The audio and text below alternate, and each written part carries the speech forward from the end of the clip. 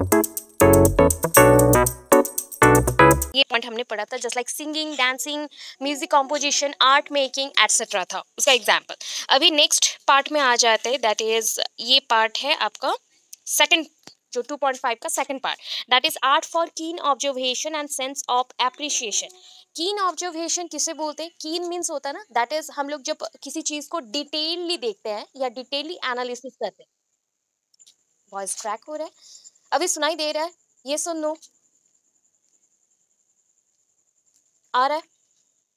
Okay, चलो। कीन observation क्या होता है?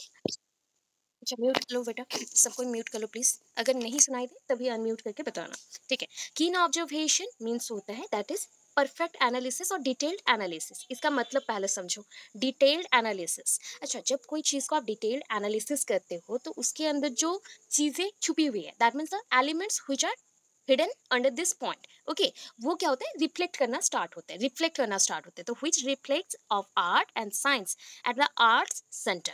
कभी अगर स्टडी में आपने आर्ट एजुकेशन को इनकॉर्पोरेट करके कीन ऑब्जर्वेशन किया, आपको पता है आप लोग टीचर हैं, क्यों आपको टीचर बोला गया? बिकॉज आप इंफॉर्मेशन दे सकते हो, आप लोग बहुत सारे इंपॉर्टेंट पॉइंट को पढ़ा सकते हो। तो उस पॉइंट के अकॉर्डिंग अगर आप डिटेल एनालिसिस ना करें तो सब्जेक्ट को आर्ट है या साइंस है कैसे बताओगे? आर्ट मीन्स स्किल्स है, साइंस मीन्स लॉजिक है। तो सब्जेक्ट से विद इन जो लॉजिक एंड आर्ट्स का मतलब स्किल्स है उसको आप एक्सप्लेन करते हो, सो दैट आपको टीचर बोलेगा। ये होता है कीन ऑब्जर्वेशन। कितना पॉइंट करें तो कीन ऑब्जर्वेशन के बाद ये जो आर्टिस्टिक इंटरप्रिटेशन है, इंटरप्रिटेशन, इंटरप्रीट करना, किसी चीज को एक्सप्लेन करना, ठीक है? एक्सप्लेन करना डिटेलली, सेम चीज फिर से आया, डिटेलली हम एक्सप्लेन करेंगे। अभी डिटेलली एक्सप्लेन क्या होता है? जब आप किसी भी पॉइंट को, आपको एक वर्ड बोला जाए एंड एक वर्ड को आप बहुत सारे पॉइंट्स बना के एक्सप्लेन कर सके, तो वो होता है डिटेल्ड एनालिसिस और डिटेल एक्सप्रेशंस। अभी ये detail interpretation in any or all media of scientific investigation are encouraged for so in the Clifford Gallery। Clifford gallery अगर याद ना रही तो आप छोड़ देना। अभी क्लिफोर्ड गैलरी क्या होता है? जब हम साइंटिफिक इन्वेस्टिगेशन करते हैं तब ना हम क्या बनाते हैं, जैसे होता है ना आर्ट गैलरी होता है, या फिर हम सारी इंफॉर्मेशन को छोटे छोटे पार्ट में रहते हैं तो उसको एक वॉल में हम स्टिक कर देते हैं, तो उसी पॉइंट्स को हम लिंक करते हुए इंफॉर्मेशन शेयर करते हैं। तो ये ऐसे ही एक गैलरी है जिसका नाम है क्लिफोर्ड गैलरी। क्लिफोर्ड गैलरी में जितने भी इंफॉर्मेशंस होते थे साइंस के या फिर कोई भी साइंटिफिक इन्वेस्टिगेशन का, वहाँ पे रखा जाता था, लास्ट में उसको लिंक करके पढ़ाया जाता था या समझाया जाता था। So that is the idea behind the कीन ऑब्जर्वेशन। कीन ऑब्जर्वेशन के लिए एक गैलरी चाहिए, आर्ट गैलरी जैसा, जहाँ पे आप सारे छोटे छोटे इंफॉर्मेशन को स्टिक कर सके एंड कनेक्ट कर सके एक दूसरे से, सो दैट इंफॉर्मेशन थोड़ा डिटेल्ड वे में जाए, ठीक है? इतना समझे। कभी भी अगर आप किसी चीज को पढ़ा रहे हो तो क्या क्या चाहिए? तो वी नीड सब्जेक्ट, एक सब्जेक्ट चाहिए, नेचुरल ऑब्जेक्ट चाहिए जिससे आप सब्जेक्ट को एक्सप्लेन कर सके, एंड थर्ड थिंग फेनोमेनन और प्रोसेस। आप इन्वेस्टिगेशन कर रहे हो, किसी को पढ़ा रहे हो, अभी देखो मैं आपको पढ़ाना चाहती हूँ तो वी नीड और I need some subject material, तो मेरे पास बुक्स है, सब्जेक्ट मटेरियल्स हो गए। अभी बोला गया कि सब्जेक्ट मटेरियल्स को आपको एक्सप्लेन करना है, तो I need some natural object जिससे मैं आपको समझा सकूं, बिकॉज ये ऑनलाइन है तो यहाँ पे नेचुरल थिंग्स मैं दिखा नहीं सकती, सो दैट मैं ऑफलाइन में होती, फेस टू फेस इंटरेक्शन में हम नेचुरल थिंग्स को जोड़ के समझा सकते हैं। And lastly we need process, जिस वे से और मीडिया को हम यूज करके उसे एक्सप्लेन करते हैं। तो ये हो गया पॉइंट कि कोई भी चीज को उसका नेचर क्या है, उसके अंदर क्या पॉइंट्स हैं, उसका मेन एलिमेंट्स क्या क्या है, उसमें मल्टीपल जो स्लाइड वेरिएशंस आते हैं, क्लोजअप एक तरफ आप देखते हो कि उसको क्लोज व्यू में कैसा आएगा, उसके डिटेल्ड व्यू में कैसा आएगा, एंड पॉइंट में कैसा आएगा, ये होता है एनालिसिस। तो ये कीन ऑब्जर्वेशन मतलब डिटेल्ड एनालिसिस से किसी भी पर्सन को, जैसे आप जानते हो वैसे किसी भी सब्जेक्ट को आप जान सकते हो, and that is the first priority for the art education. एक अच्छा आर्टिस्ट, एक अच्छा लर्नर, एक अच्छा टीचर ऑलवेज कीन ऑब्जर्वेशन करता है अपने स्टडी के लिए, दैट इज वो आर्टिस्टिक भी हो एंड साइंटिफिक इन्वेस्टिगेशन भी करे। तो ये पॉइंट है, ठीक है? अभी देखो यहाँ तक के बाद आपको बोला जाएगा कि here are some simple suggestion that will help you be observant. आप जब कीन ऑब्जर्वेशन करते हैं, अच्छा आप ऑब्जर्व कर रहे हैं, किसी को ऑब्जर्व कर रहे हैं ना, आप किसी को देख रहे हो तो यू आर द ऑब्जर्वेंट, ठीक है? ऑब्जर्वेंट। और ऑब्जर्वर बोल सकते हो, आप ऑब्जर्वर हो। तो आप जब ऑब्जर्वर हैं एंड आप किसी चीज को ऑब्जर्व कर रहे हैं, तो कुछ तो पॉइंट्स ऐसे होने चाहिए ना जिसको आप एज ए प्रिकॉशंस और एज ए सिंपल पॉइंट्स आप माइंड में रख सके। तो फर्स्ट पॉइंट, जब भी आप किसी को ऑब्जर्व कर रहे हैं या फिर किसी को इन्वेस्टिगेट कर रहे हैं, तो be silent, take a moment from your agenda and just look, listen and take it all in. आपको देखना क्या है, आप जब भी कहीं पे जाते हो, प्रिपेयर करते हैं खुद को, रेडी करते हो। सपोज थिंक दैट कि आप कल स्टडी ट्रिप पे जा रहे हैं या फिर टूर पे जा रहे हो, तो आप ट्रिप या टूर पे जब भी जाते हैं तो आप कुछ प्रिपरेशन करते हो कि नहीं? क्या क्या करना है, क्या पहनना है, कैसे जाना है, क्या खाना है, प्रिपरेशन करते हैं, सब करते होंगे। जब भी हम ट्रैवल करते हैं या कहीं पे जाते हैं, कहीं पे पढ़ाना हो या कहीं पे आपको कोई परफॉर्मेंस देना हो, तो आप करते हो। तो इससे पहले जब भी आप ये सब करो, तो आपके एजेंडा में, एजेंडा होता है एक सिंपलेस्ट फॉर्म जहाँ पे आप पूरे डेली रूटीन को किसके बाद कौन सा करना है आप मेंशन करते हो। तो यहाँ पे वही है, जब भी आप ऐसा चीज आए और एक आप ऑब्जर्वर हैं, तो उसके अकॉर्डिंग एक मोमेंट के लिए आप साइलेंट हो जाओ। उसके बाद अपने एजेंडा से उसको चेक करो, क्रॉस चेक करो कि ये आपके एजेंडा में कौन से पॉइंट में था। Just look, listen and take it all in, and बाकी सबको अपने अंदर ले लो, मतलब एजेंडा के अंदर लिख लो। ये होता है चीज, पहला पॉइंट। आपको सिर्फ हेडिंग्स याद रख ले, एक्सप्लेन नहीं करना है बिल्कुल भी। Second point, in every message you deliver, whether in person or electronically, you should ask for feedback। जब भी आप कोई चीज को एज एन आर्टिस्ट डिलीवर करते हैं, वो चाहे मैसेज हो या इंफॉर्मेशन हो, आप एवरी टाइम, वो आप चाहे स्मार्ट बोर्ड में कर रहे हो या फिर इलेक्ट्रॉनिकली कर रहे हो या फिर फेस टू फेस कर रहे हो, फीडबैक नीड करना। That means I want for feedback. अच्छा, मैं हमेशा आप लोगों को पढ़ाने के बाद क्या पूछती हूँ, क्या आपको समझ आया, यस और नो। ये अगर नहीं समझ आया तो मुझे बताओ, अगर समझ आया तो आपको कितना समझ आया या याद रहा। तो ये चीज होता है फीडबैक, सिंपल फीडबैक। अभी नंबर 3 में चलते हैं। Remember that no feedback is feedback. ये क्या होता है, जब आप एक चीज से सेटिस्फाई हो जाते हो ना, तो वो हो जाता है सिंपल फीडबैक। अगर मैं बोलूँ फीडबैक, कभी भी फीडबैक होता ही नहीं है, आपको हमेशा मॉडिफाइड करना पड़ता है, अपने आप को मॉडिफाई हमेशा करो, हमेशा खुद को चेंज करना ही चाहिए, तब जाके बेनिफिट्स एवरी टाइम मिलेंगे। अदरवाइज लगेगा ना, आज मैंने यही काम किया, सेम कल भी करेंगे, बट नो बेनिफिट्स। आज हमें अच्छा लगा बिकॉज मैं फॉर द फर्स्ट टाइम इसको अटेंड कर रही हूँ, बट जब ये रिपीटेशन में आ जाएगा तो लगेगा कि नो बेनिफिट्स इज देयर। तो ये चीज़ कब होता है ना, हमारे स्ट्रेंथ को हम और बढ़ाना चाहते हैं, तब हमें माइंड में रखना चाहिए, remember that no feedback is feedback.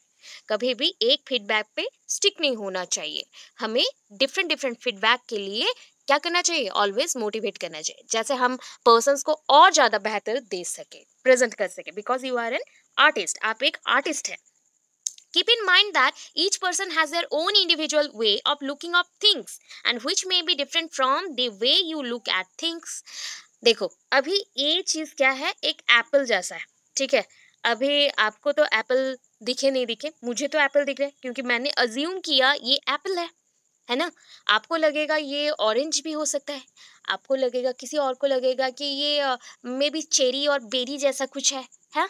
तो ये क्या होता है ना, देखने का नजरिया है, ठीक है। कीप इन माइंड, ये आपको दिमाग में हमेशा रखना चाहिए कि each person has their own individual way. हर एक इंसान के पास अपना वे ऑफ थिंक होता है, जस्ट लाइक कौन से वे पे वो सोचेगा, कौन से वे पे वो उस चीज को देखेगा, एंड ये आपके थिंकिंग से या फिर आपका जो देखने का नजरिया है उससे अलग हो सकता है। मैं बोली, मैं इसको एप्पल सोची, बट आप इसको बेरी या ऑरेंज समझ रहे हो, तो देखो यहाँ पर डिफरेंस आया। तो हम सब अलग अलग वे में सोचते हैं, सेम चीज को भी अलग वे में सोचते हैं, इसलिए एग्जाम में भी अलग मार्क्स आते हैं। सेम वे से आप समझ रहे हो, फिर भी आपका एग्जाम में अलग अलग परसेंटेज आता है, ये होता है पॉइंट। इसलिए बोली मैं, आप लोग आर्टिस्ट है, आर्टिस्ट कब अपने वे से क्या प्रेजेंट कर दे किसी को नहीं पता। अभी देखो, as a way to gauge your overall effectiveness and think back on your recent conversation. Always क्या करना चाहिए ना, आप लोगों का कैसे वेलकम करते हो या कैसे रिएक्ट करते हो उनके बातों पे, या कैसे उसको पर्सनल कॉज रखे हो, जस्ट वो पर्सन मुझे बिल्कुल पसंद नहीं है सो दैट मैं उसको कुछ हेल्प नहीं करूँगा, या फिर वो पर्सन मुझे हर्ट किया था इसलिए मैं उसका बात नहीं सुनूंगा, उसको मैं और ज़्यादा हर्ट करूँगा। ये होता है गॉज, जस्ट लाइक मैं गुस्सा रख रही हूँ उस पर्सन के ऊपर, मेरा एक पर्सनल गुस्सा है कि मैं उसको हर्ट करूँगी।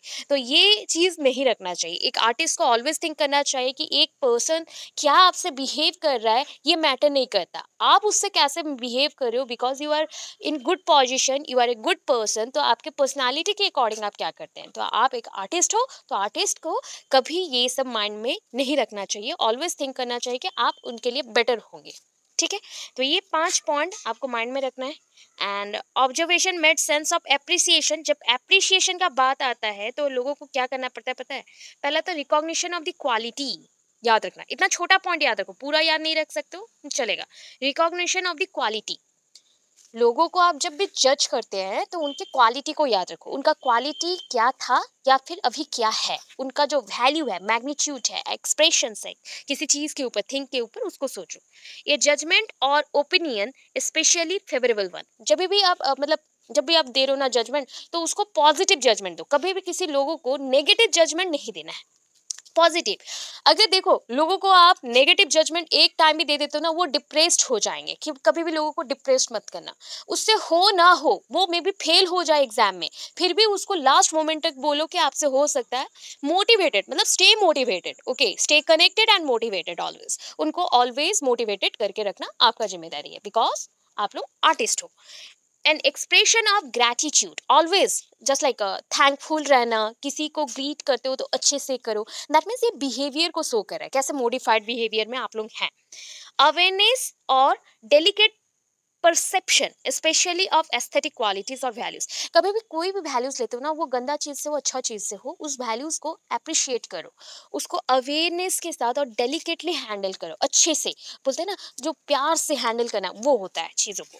ए rise in value of price specially over time, आपको पता है आज आप अच्छे नहीं हो, maybe in one thing you are not good enough, but still अगर आप उसी पे वर्क करते रहे, अपने आप को मॉडिफाई करते रहे, तो एक दिन ऐसा आएगा जब आपका मतलब आपके जो थॉट्स का वैल्यूज है वो बहुत ज्यादा बढ़ जाएगा। So that is the point, ये राइज इन वैल्यू और प्राइस, किसी चीज का वैल्यू बढ़ जाना और प्राइस बढ़ जाना, ये कब होता है, ओवर टाइम के साथ, मतलब एक टाइम पे नहीं होगा, 10 दिन 12 दिन 100 साल, 100 साल में तो बहुत सारे चेंजेस आ जाते हैं, तो हम ह्यूमन लाइफ के लिए 100 साल नहीं चाहिए, 10 साल भी एनफ होता है, 5 साल भी एनफ होता है, 1 ईयर भी एनफ होता है चेंजेस के लिए।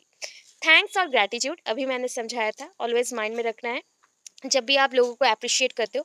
Assessment of the true worth और वैल्यू ऑफ पर्सन और थिंग, सपोज थिंक करो यहाँ पे 2 पर्सन है, एक है पर्सन ए और एक है पर्सन बी। अभी इसने बहुत अच्छा काम किया, इसने थोड़ा मतलब मॉडरेट टाइप काम किया, मतलब ना बहुत अच्छा ना बहुत खराब। अभी बोलो जब आप उनको ग्रीट करोगे या फिर अप्रिशिएट करोगे, किसको ज्यादा अप्रिशिएट करेंगे हम किसको ज्यादा अप्रिशिएट करेंगे, अच्छे से बोलो, अच्छे से समझो एंड बोलो, हम वे ऑफ टॉकिंग में बोल रहे हैं, अभी मैंने इतना पॉइंट समझाया, ए ने बहुत अच्छा काम किया एंड बी ने जस्ट लाइक ओके ओके काम किया, अभी बताओ कि किसको हम ज्यादा अप्रिशिएट करेंगे।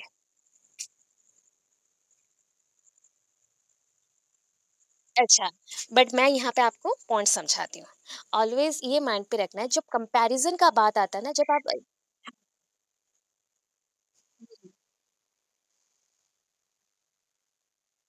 हाँ,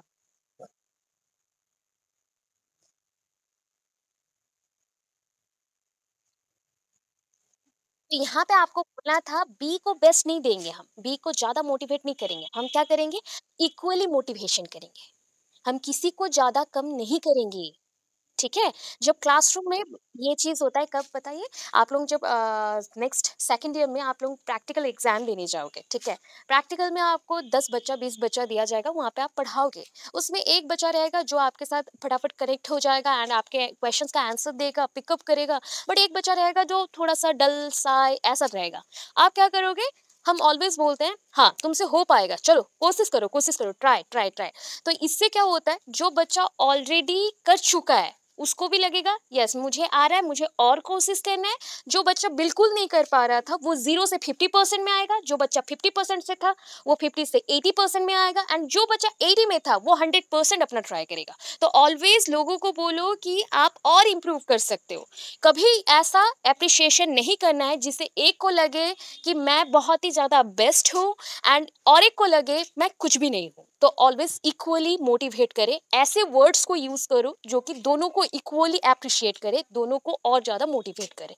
ऑलवेज ये माइंड में रखिए, ये सारे क्वेश्चन ना आईएएस लेवल का क्वेश्चन होते हैं जहाँ पे आपको लगेगा बी है आंसर, बट एक्चुअल हो जाएगा कि इक्वल बोथ। ये वे ऑफ टॉकिंग होता है कि इंडिविजुअल डिफरेंसेस में आप कैसे बात करते हो।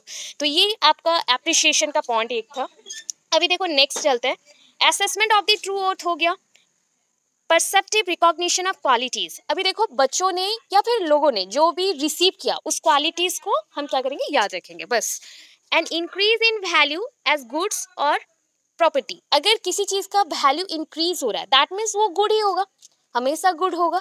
एंड अभी बोला गया ये मे बी प्रॉपर्टी में भी गुड हो सकता है, आपका क्वालिटी इंक्रीज कर रहा है, दैट मीन्स हम जैसे बोलते हैं ना कोई चीज़ों का प्रॉपर्टी बढ़ रहा है, प्रॉपर्टीज हैं, एक सिल्वर का प्रॉपर्टी है, गोल्ड का प्रॉपर्टी है, वैसे हमारे बॉडी में भी कुछ कुछ प्रॉपर्टीज हैं।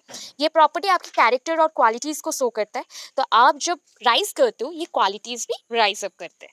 लास्ट वन, ये written review of a book etcetera esp when favourable, अगर आप हो सके तो अपना एक रिटन बुक लिखना जहाँ पे आप लिख सको कि कैसे कैसे पर्सन थे, बिकॉज आप एक ऑब्जर्वर हैं एंड आप पूरे सोसाइटी का ऑब्जर्व कर रहे हैं एंड कौन से बच्चों में क्या नीड है, कौन से आर्टिस्ट में क्या नीड है आप लिख सकते हो एंड अप्रिशिएट कर सकते हो, इसलिए एक इजी वे में फेवरेबल पॉइंट्स पे आप लिखेंगे बुक। तो ये पॉइंट्स है, इसमें से 7-8 पॉइंट्स को याद रखना हो जाएगा। पावरफुल ट्रूथ अबाउट एप्रिशिएशन, ये जो पॉइंट है ना ये आपको हेडिंग थोड़ा सा याद रखने से हो जाएगा, आपको डिटेल्ड एनालिसिस नहीं करना है इसका। जैसे कि एवरीवन वांट्स एप्रिशिएशन, अभी बोला जाए सारे लोगों को ना एप्रिशिएशन चाहिए, ठीक है, आप सब चाहते हो कि तारीफ आपको मिले, हर एक इंसान का, ये इवन इफ मेरा भी है, ये हमारा कैरेक्टर है, एनिमल्स जितने भी हैं, ह्यूमंस हो एनिमल्स हो, सबको ये पसंद आता है कि everyone wants appreciation and needs it, मतलब जब भी जरूरत पड़े तब हमें चाहिए। Your act needn't B big और एलाबरेट, कभी भी आप ये थिंक करते हो ना कि जस्ट मैं बहुत बड़ा काम करूँ तभी मुझे अप्रिशिएशन मिलेगा। कभी कभी क्या होता है ना, छोटे छोटे कामों में भी हमें अप्रिशिएशन मिलता है, एक एक छोटा छोटा वैल्यूएबल काम में भी हमें अप्रिशिएशन मिलता है, ठीक है, आपका पोटेंशियल जिसमें एक्सप्लेन्ड हो या फिर एक्सपांडेड फॉर्म में सबको दिखे। It should be personal, always ये तो पर्सनली है कि एप्रिशिएशन का बात आ गया। यूज योर क्रिएटिविटी, कभी भी एप्रिशिएशन चाहिए तो ये एक्सप्रेस भी करना है तो क्रिएटिवली ही करना है, आपका क्रिएटिविटी दिखना चाहिए। नेक्स्ट है surprises are good, every time हम अनएक्सपेक्टेड एप्रिशिएशन को बहुत ही ग्रेटफुल होते हैं या ग्रेट फील करते हैं, बिकॉज हमने डिमांड नहीं किया था एंड अनएक्सपेक्टेडली वो हमारे पास आ गया या फिर हमें गुड बोला गया, बेस्ट बोला गया, तो ये एक पॉजिटिव है, पॉजिटिव मोटिवेशन जैसा है। सिंसियरिटी काउंट्स, ऑलवेज देखो आप एक अच्छा स्टूडेंट को देखो, एक बुरा स्टूडेंट को देखो, एक अच्छा स्टूडेंट ऑलवेज उसको रिमेंबर किया जाता है उसके मार्क्स से, बिकॉज वो गुड होता है, बट मे बी समटाइम वो स्कूल में या क्लास में प्रेजेंट ना रहे हमेशा। बट एक बैड स्टूडेंट, ठीक है, बैड इन द सेंस वो मार्क्स में बैड है बट वो ऑलवेज प्रेजेंट रहता है क्लास में, ऑलवेज प्रेजेंट रहता है, टीचर्स को रेस्पेक्ट भी करता है, तो लोग किसको याद रखेंगे, लोग किसको याद रखेंगे, एक बैड स्टूडेंट को या गुड स्टूडेंट को, जो ऑलवेज प्रेजेंट रहता था या फिर जो ऑलवेज ओनली मार्क ले आता था, या दोनों को, बताओ किसको ज्यादा याद रखेंगे, दोनों को। अच्छा, मार्क्स चेंज हो सकते हैं, देखो अभी जैसे एक बच्चा ने रखा 80%, उस स्कूल में कभी भी 80% किसी ने नहीं रखा था, तो 1 साल तक उसका नाम बहुत रहा, ठीक है, नेक्स्ट ईयर में 80% से भी ज्यादा किसी ने लाया, तो जो पर्सन पहले 80% आया था उसका नाम हम भूल गए। बट सिंसियरिटी के अकॉर्डिंग एक बच्चा अगर एवरी डे प्रेजेंट रहता है, चाहे वो बैड हो, मॉडरेट हो या अच्छा भी ना हो प्रेजेंटेशन में या रिजल्ट्स में, तभी उसको हमेशा याद रखा जाता है, वो सिंसियर था बहुत ज़्यादा। तो सिंसियरिटी ऑलवेज काउंट होता है, वो चाहे जैसा भी हो उसका इम्प्रूवमेंट हमेशा होगा, वो अगर गधा भी हो, मतलब इन द सेंस मैं बोल रही हूँ कि लो क्वालिटी स्टूडेंट है जिसका आईक्यू लेवल अच्छा नहीं है बट उसका परफॉर्मेंस वाइज वो बहुत अच्छा है, तो इन बच्चों का भी डेवलपमेंट एवरीडे होता है, जितना हम इंफॉर्मेशन अपने अंदर लेते हैं उससे डेवलपमेंट पॉसिबल होता है।